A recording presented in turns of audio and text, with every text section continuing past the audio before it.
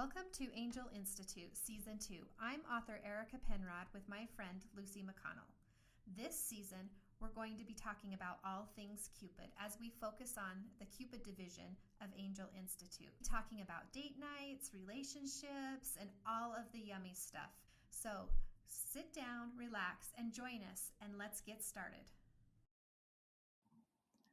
Hello, everyone, and welcome to Angel's Unscripted Podcast. I am Lucy McConnell, and I'm here because we had a little glitch with our technical things, and part of this podcast does not have a video associated with it. So if you're watching it here on YouTube, you're going to have a static image for a good portion of the video. However, all of the audio is still there. And so we are happy to share this with you. I am going to send you on into the podcast, and I hope you enjoy it and have a wonderful afternoon. Thank you so much for understanding that sometimes these things just happen. And we'll see you next week. Hello and welcome back to Angels Unscripted. I am your host, author Lucy McConnell, with my co-host, the beautiful and amazing Erica Penrod. I'm so glad she's here. I love that introduction. Always. Can you say that to me every morning? Every single morning. I'll text it to you. I'll call you, whatever you need. Awesome. That's what friends are for. So this week is our second episode for our second season of Cupids, which I'm so excited about. I love the Cupids. Oh my gosh. So fun. I've been doing some edits. And I am just having a ball. So I know. I got mine back from an editor, and she was like, this is so fun. So it made me so excited. Because, you know, when you write it, you're like, oh, this is so fun. I'm having such a good time. And yes. And then you're like, but wait, does anyone else Does anybody else think it's fun too? I love it. Yeah. Anyway, so super exciting. Yeah. And then last night we posted on social media the book covers. They're on social media now. And it's up for pre-order. Yeah, pre-orders are up. So it was an exciting night, and it's an exciting week and I am so thrilled about we're doing a throwback price of $2.99 for these books. So I just am so excited about that because I'm like, $2.99? Are you out of your mind? I know. That's what we used to do. Like, I know. It's so great. I'm just so excited about that it's up, and then they'll all be on KU this round. So all just of wanting KU to be followers. able to share the love. Yep, with share more the love. People, easier. Yeah, just make it as easy as possible for everybody to get a hold of it. So and the covers, super they're so cute. Yes, and they're all pink, and we love Valentine's pink. and Cupid, and they turned out really cute. So check them out on social media. Yes, go check that out. Like, subscribe, do all the things. Yeah. Same thing for this channel. Like, subscribe, do all the things so that you liking and subscribing helps us in the algorithm and helps other people find us, and then they can be a part of our Cupid what is it? Community. Yes. There we go. Community, okay. That's the word. Okay. Also, we did not put this on the schedule for our Cupid thing, but we should. It should be setups. Oh, blind dates and setups. Yeah, we got to work that in. If you guys, if you want us to do a thing on blind dates and setups, put a comment below. Let us know. Yeah. So, okay. So what are we talking about today? It's Love Language Week. I love languages. Do you? I do too. I do. I really do. Yeah. Because I think it's becoming, another way to be aware of yourself. Yes. And awareness, as we have been learning, is a game changer for everything. Yeah. But so the book is The 5 Love Languages by Dr. Gary Chapman. So that's what I read. And it's been a while. Have you? It's been a while since I've read it, but good stuff. If you haven't read it yet, you should, whether you're single, married, in a relationship, out of one, whatever wherever you are, because it's about being aware of how you receive and give love. So it's really about you. So Okay, so let's talk about, let's list the 5 love languages, and then let's kind of talk about each of them, and then maybe throw in how we use those with our characters. Okay. Awesome. All right. So the first one is words of affirmation. The second one is physical touch. The third is receiving gifts. The fourth is quality time. And the fifth is acts of service. Okay, and they're not listed in any level of importance or that one is better than the other or anything like that. That's just the list of them. So whatever your love language is, it's valid, and it is, I don't know, it's just, it is. Like, it doesn't make one love language more important than the other. Your love language to you is the most important, so. But I find that it is so helpful when you recognize someone's love language. After reading that book, I was like, oh my gosh, my eyes were open. And then I did the test at the end. Uh-huh. So you find out what your love languages are. Like, I think you end up listing like in order. Yeah, so you take the test Yeah. and then it ranks Yeah. your love language. Like it ranks the 5 Yes. in order of your most Important. spoken, Yeah. most important for you. Yeah. So Yeah. that's how it comes out. So you might have 3. Yeah. I don't think it's likely you'd have all 5 at an equal level. I had 2 that were about equal. Yeah. And that's fairly normal from what I understand to have 2. Some people are just straight across 1. So, some people are all 5, which, hey, those people are great. I love those people because it's very easy for me to show them that we love them. So, yeah. And so then I had my husband take it, and then we compared, and we had the exact same 3. You're so were lucky. The top were the same, only like one was in a different order. But it was interesting because I felt like my husband and I are different in a lot of ways. But taking this love language test, and then the one that he was like higher, I think his might have been service that was higher than mine. Anyway, it helped me recognize like, oh, that's how he feels love when I do this. This is me showing him love. But it was so helpful to me. So very helpful. So great. So much fun. I had a little different experience. Yours was different, huh? So, my love language are words of affirmation and physical touch. Those are my 2 highest. My husband's 2 highest were quality times and acts of service. So we are complete opposite love languages, which is hard when you're first learning love languages but it did help. This is why it helped, is because it's not my love language for him to do an act of service for me. That doesn't make me feel loved, which sounds horrible, but well, it's just not your highest. It's not my highest. Right. I mean, I appreciated things that he would do, but it was like I didn't get that sense of that warm, fuzzy feeling that I would, the same thing that I would get from like a hug or a kiss in the morning. That was the love. But so then throughout the day, he would do these acts of service, and it taught, like, knowing all of this, I realized that he was sending love that I wasn't receiving. Like, I wasn't acknowledging it. And so that was part of where, once I realized that, and once he realized what my love languages are, and that me telling him I love you at the end of a phone conversation was an act of love for me, words of affirmation, our ability to interpret each other's languages went through the roof. And we were both like, oh, we are showing love to each other all the time. We just are not. It's like we had to. It's like when you learn another language. If you hear somebody speak Spanish and you don't speak Spanish, you don't get anything out of it. But when you learn to understand and interpret that other person's love language, you start getting stuff out of it. So I realized how much love we were sending each other that we were just kind of missing because we didn't know what our love languages were. And once we learned them and once we understood that, our communication and our love for each other was much more easily received and then acknowledged and accepted. So it was a big deal for us having different love languages and figuring that out. I would bet so. I would think that too. Because it's so important, like in a relationship, you feel like you're trying to give, but you always want to feel like you're receiving. And like the love that you're giving is being accepted and acknowledged. And so I can see. And I've also noticed that, like, recognizing love languages in my family, like my children.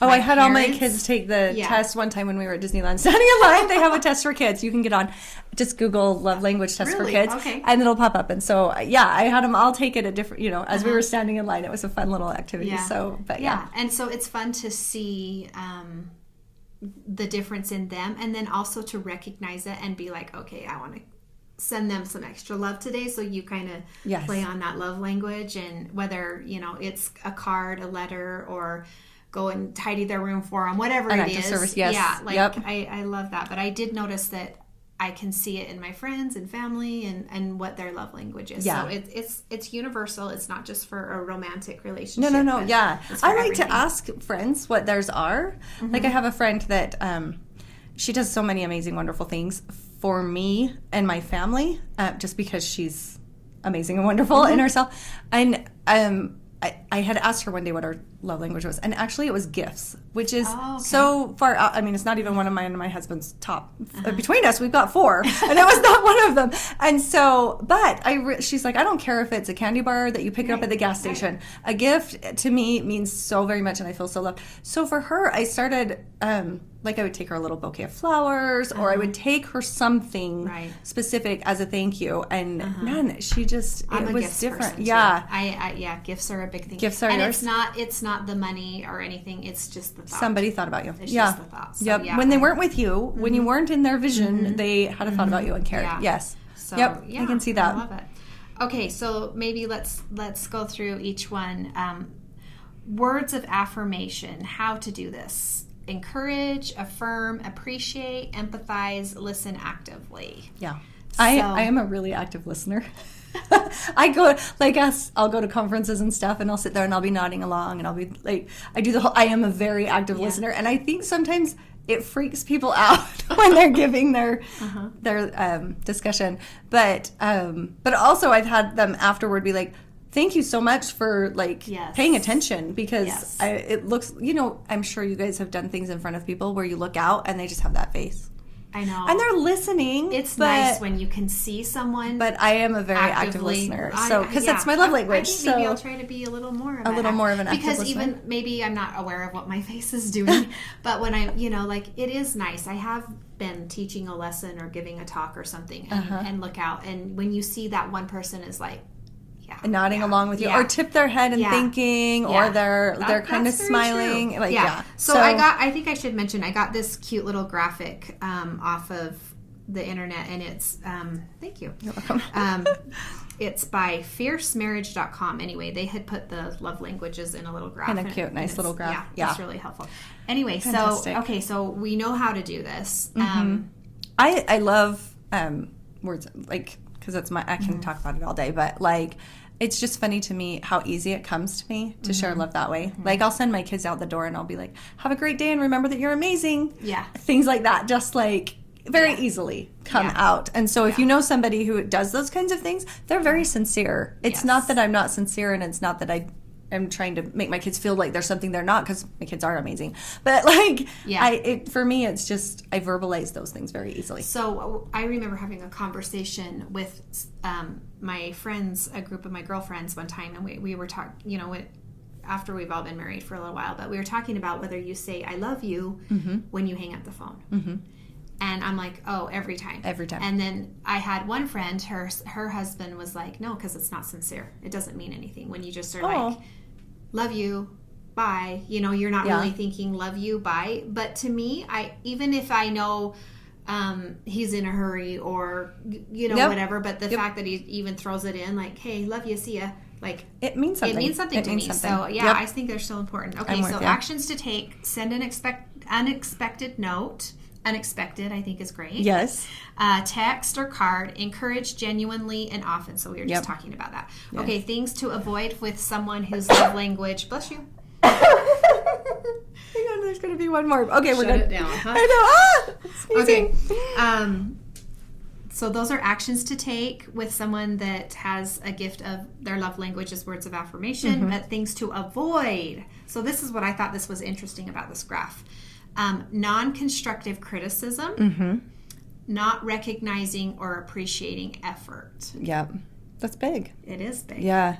So, anyway. And it's a verbal recognition. Because it's obviously words. So just thank you for making dinner tonight. Yeah. Thank you for, whatever it is. Yep. Yeah. That's huge. Those thank yous mean a lot.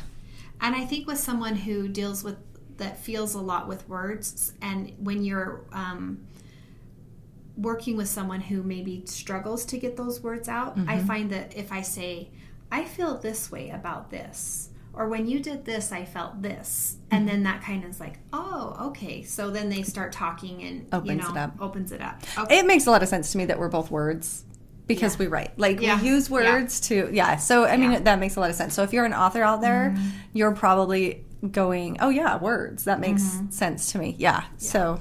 Okay. Physical touch. This one was one of my big ones. Mine too. Yep. Yeah. I always want to be holding hands. I always want to have your arm around me. I always Hugs. Hugs. Everything. I'm a fan of the walk by and touch the shoulder. Yeah. Like that's a great one for me. The arm that comes around behind and holds me to, yep, that's a huge one for me. I love that one.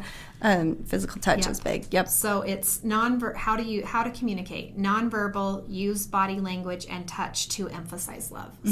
So holding hands is and in the car. Like for me, it's like the connection. Yeah. Like we are connected. Like there's a physical connection that's happening, and I think that's what I create. It's funny because I would tell my husband, I'm like, you give me a kiss in the morning and tell me you love me, I'm set for the day. Yeah. Like I am so low maintenance because I believe those things and I feel them, so I'm good, right? Like I don't need a whole bunch of other stuff. My husband and I have a thing that when he comes home from work, he always has to give me a kiss. And so my kids have kind of grown up teasing us about that, but I'll be like doing something. I'm like, hey, you forgot. And he'll run in and anyway, so get back in here and give me that kiss. Yeah. Actions to take: hugs, kisses, hold hands, show physical affection regularly, make intimacy a thoughtful priority. So just being kind and like with your being kind, but showing it through that hand or that pat on the back or hug or whatever it is. Yep.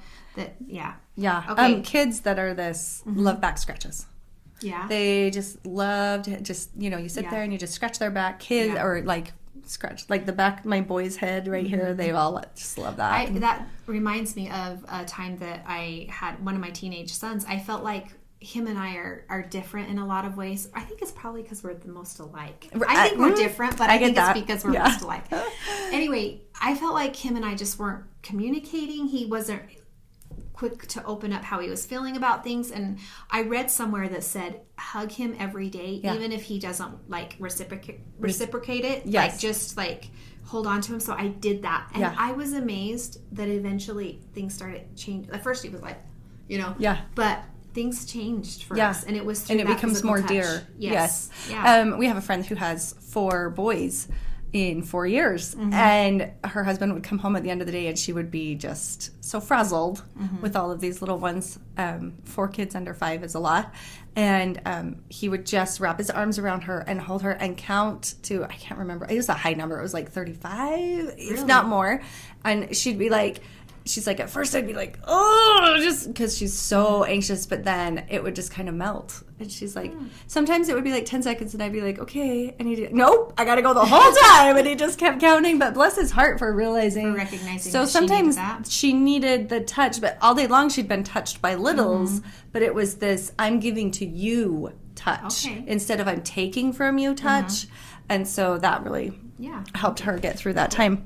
All right, things to avoid with this: physical neglect, receiving affection coldly. Oh, yeah. I'm sorry, I'm like thinking about that. I'm like staring at you. I'm like, receiving it coldly. So how do you feel like when you hug someone and then they're like... And they're stiff, or they turn away from you, or you touch them and they don't look at you? Like, So I think that would be challenging if your physical touch is not your love language, but your partner's is. Yeah. And then I think a lot of it, because my husband obviously, is his warmth when I reach for that touch. Yeah. Like if he didn't acknowledge that I had done it, that would hurt a lot. But when he acknowledges and he like pats my hand or what have you, or sometimes it's like we're sitting next to each other and I just kind of lean into him, just shoulder to shoulder. I mean, kind of a thing. And it's just like he leans back. Yes. Kind of like I'm just communicating through touch. All of those. So so I would think there, and if somebody responds coolly or coldly, that feels like a wholehearted rejection and it's awful. Yeah. So. Okay, next one, receiving gifts. This is one of my big ones. Is it? See, this is not mine, and I struggle because I have a kid that has this one, and I have to like remind myself to do things. I love it. I don't know. I just think it's just my love language. I'm like, I can't even explain it other than it is my love language. No, I'm getting better at understanding it. So okay, thoughtfulness, make your spouse a priority. Speak purposefully. Okay. Well, that's interesting because receiving gifts, you would think that that's just an actual gift. But it says thoughtfulness, make your spouse a priority, speak purposefully. That's cool. Huh, I had not thought of it that way. I hadn't either. That's interesting. Okay. Because words can be a gift. Yeah. It's Okay. true. All right. Actions to take. Give thoughtful gifts and gestures. Small things matter in a big way. Express gratitude when receiving a gift. Oh, yeah. Because that's Yeah. accepting the love that they're giving. So, you know, I have a thing for like marshmallow treats, the Rice Krispie treats, you know, and I have like a favorite brand right now, and it's at a certain gas station, and so my husband will bring me. We talked about gas station dates last Yeah, time. Like, it's kind of a thing. So, but that's like, and he used to bring me flowers when we were dating and first married and stuff, but no, like, if you want to speak to me, you're going to feed me treats. Yeah. Like, he brings one of those, and I'm like, oh, thank you so much. You went out of your way to go get that. Like, that means so much to me. Yeah. Yeah. So. That's a funny. I've always kind of thought there should be a sixth love language, which is baking, which you would think it would fall under acts of service or gifts, but it's a little different to me than act of service. Why is that? Because to me, that's service. Right, but it's not about... But you're a baker and I am not. So, I know, right? So explain this to me, please. Because it's the fact that I picked something, one, specifically for them, so it's kind of gifts. Okay, but yes. Also the time involved, so it's kind of the quality time... Okay. The act of service. And then it's quality time because we would sit down and eat it together. So it's kind of a combination of all of those in my mind. And then... So we're just going to add baking. Yeah, we'll throw baking on a sixth. Okay, I love it. All right. Things to avoid. Forgetting special occasions. Oh my gosh, would that not kill you? Yes. Unenthusiastic gift receiving. Okay, I have to tell you, and this would just like... Forgetting special occasions, my husband and I, because receiving gifts is so far down on our love language, there are times when we're like, oh, hey, it's our anniversary. And I mean, we always do birthdays really well, but like our anniversary or Valentine's Day and stuff, we're like, are we going to do this? Like, is this a thing? Do I have to get you something? Like, we have to have a conversation about whether we're actually doing this year. And some years we're like, let's just float it. It's like, you know, our 17th. Who celebrates their 17th anniversary? Like, let's just wait till the 20th. And we're fine with it. Like, it doesn't cause any problems. And I think that's the key is being fine with it. We're both fine with it. You're both fine with it. Yes. And we are very open communication about it. So that, like, if it matters to you this year, then we're going to do it. But, But I love this part about unenthusiastic gift receiving, because when your love language is gift giving and you give a gift, but it's not received. Yeah. It's hard for a person with that love language. So it is. Yeah. Okay. That's why it's just so great to be aware of love languages. Yeah. Yeah. Yeah. Okay. Quality time. AKA high maintenance. Sure. Uninterrupted and focused conversations. One-on-one time is critical. Yeah. Oh, I like one-on-one time too. That's big for me. But and I think that uninterrupted and quality and focused conversation more comes under my words of affirmation because I want that verbal attention. But Okay. So what do we do? Actions to take. Create special moments together. Take walks and do small things with your spouse. Weekend getaways are huge. So obviously this is geared towards marriage people. I can just dawning on me. Or friends. Fierce marriage. This graphic was made fiercemarriage.com, but it applies to... Yeah. So when but friendship, spouse, I mean, obviously, but yes, spending time with your friends, taking the time to actually, we talked about this on when we did friendship during the Christmas season, and like you have to make that time. Yep. Like it just doesn't happen. Important. And you think as you get older and you don't have as many responsibilities with little kids that it's gonna get, and it doesn't easier, and it doesn't. You have to make the time. So. Yeah, with every What does happen is you can leave the house without having to find a babysitter. So you can go do these things a little easier, but it still takes the time. Yes. Yeah. And which just reminds me, yesterday my sister called and said, hey, she sent out a text to my mom and dad and me and my other sisters on a trip right now. So she's like, hey, let's do lunch. And of course you're like, okay, well, I've got this and this 100 things to do, but last minute. Like, no, I got it. This is important, so take that time. And so, and go do that. And especially if that's their love language, which I'm kind of interested if someone doesn't have quality time. I guess it's just not high on the list. It's not high on the list. Like mine was very small. Like I said, you give me a kiss and physical touch, and I'm good for the day. Like I'm really okay. So not me. I'm high maintenance. I admit it. I told my husband that when we were dating, though, so he knew what he was getting himself into. Okay, things to avoid: distractions when spending time together. Oh, phones. Phones. Yeah. Yeah. Long stints without one-on-one time. So my husband and I will be like, we need a date. Yep. And even though we spend a lot of time together and every night we have our little TV time, but it's the actual, we talked about this last time, actual going out. Getting dressed and going out. Yep. Yep. So yeah, I can understand that. Okay, the last one, acts of service. Yeah. Use action phrases like I'll help. They want to know you're with them, partnered with them. Yeah. I like this. Oh, yeah. That's a good one. Partnered with. Yeah. Yeah. Because if somebody is doing a service, even for someone else, and you jump in and are like, hey, I'll help you out. Yep. That's huge. Yeah. It is huge. Yep. I know. See, like, I love cleaning my house with my kids and my family. Or yard work.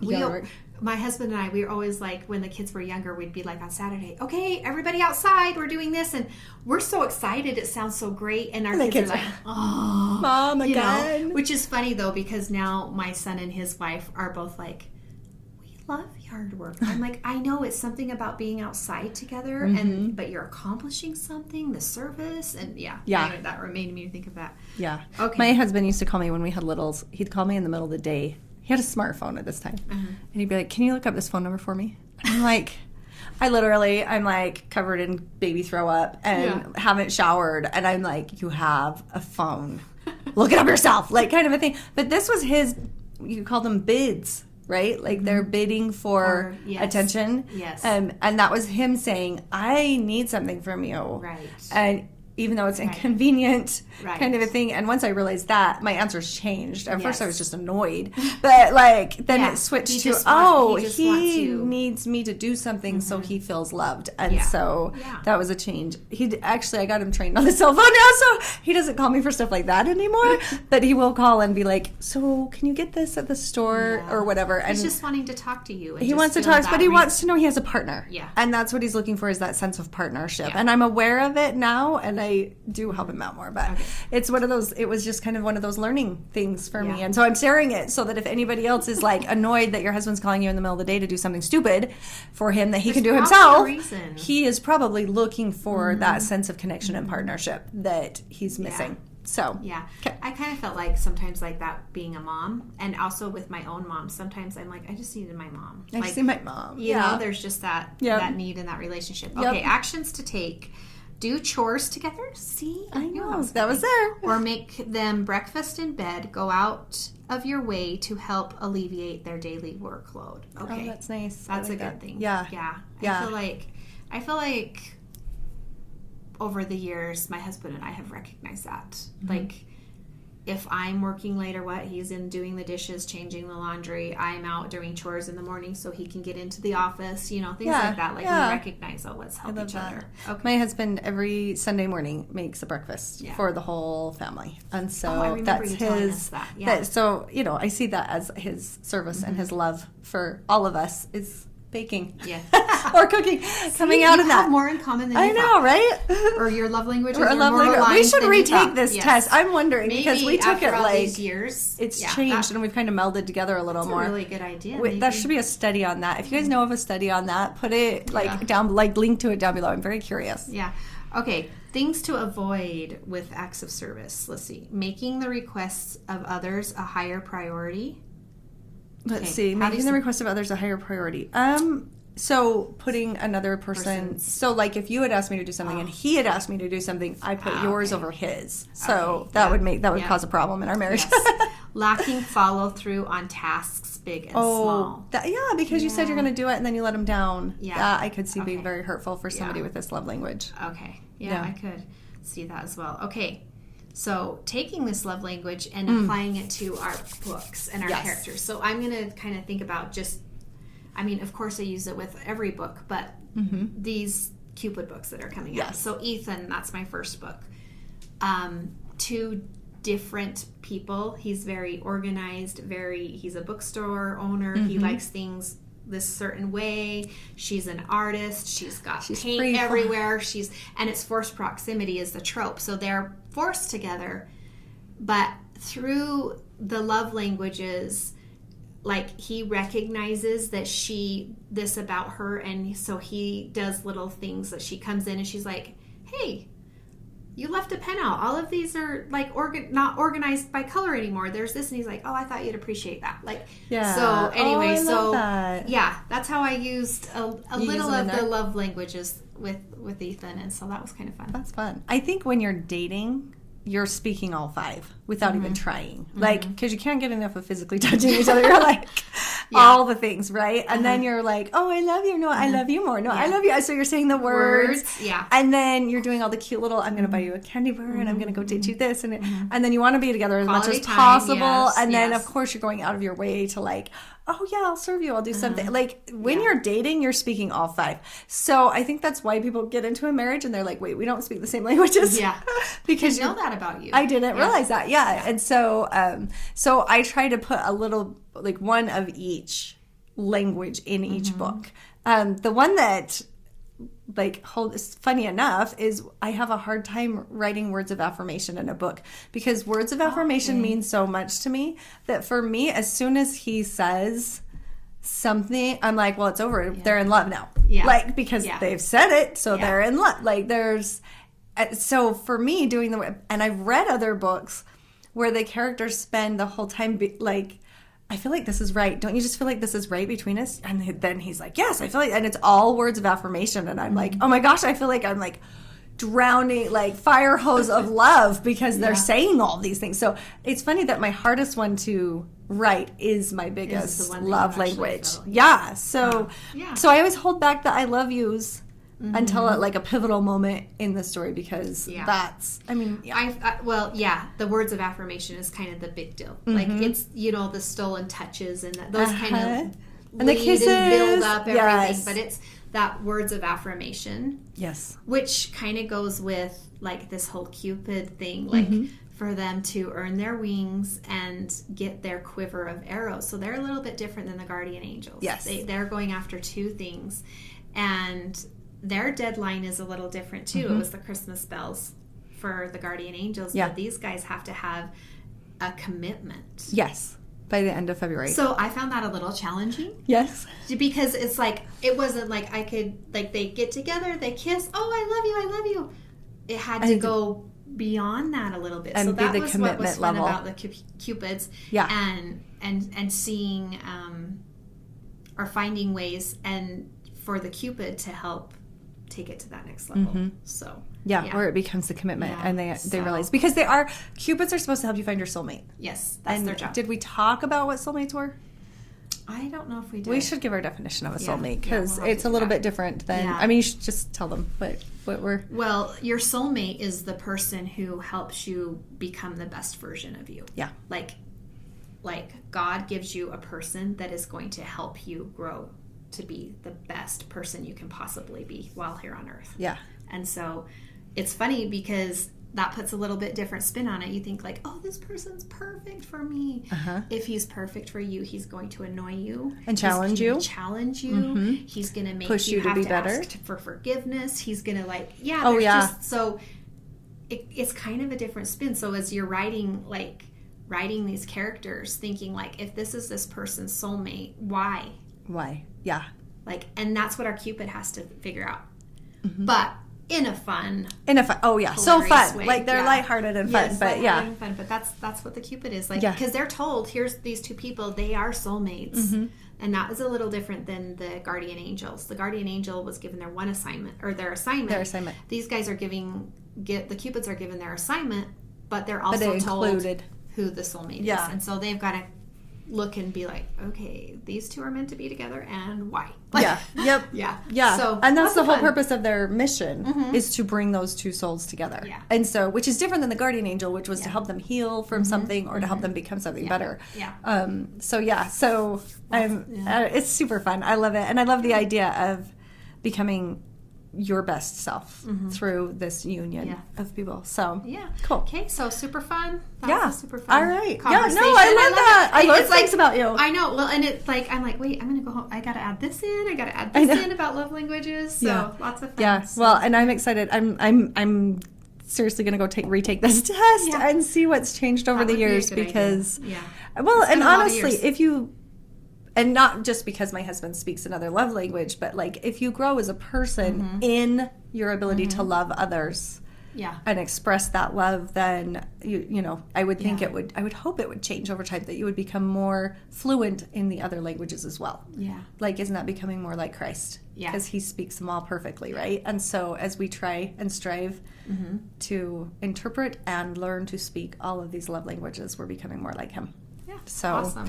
Cool. Great. yeah. Awesome. Well, thank you all for joining us Yes, today. thank It's been you. wonderful to have you here with us to discuss love languages. Drop a comment. Tell us what your love languages are. Yes. That would be And fun to learn. oh yeah, I love it. And if there's one love language that you don't understand, let us know which that one is. If there's one that you wish you had, let us know what that one is. Yeah. And then we'll see you next week. We'll be back again with another fun podcast Yeah. about Cupids and romance and love. All and things love. Yep. all things love this year. Share the love. Yep. This season. Huh? We'll see you next Okay. time. See you next time.